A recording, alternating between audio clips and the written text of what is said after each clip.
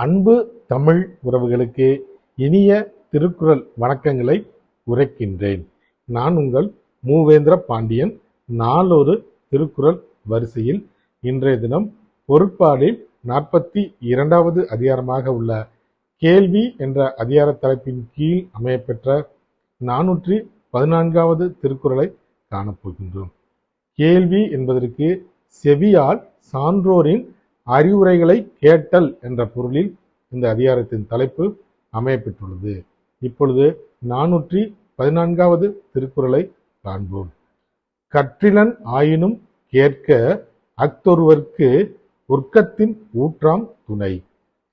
கற்றிலன் ஆயினும் கேட்க அஃதொருவர்க்கு ஒற்கத்தின் ஊற்றாம் துணை.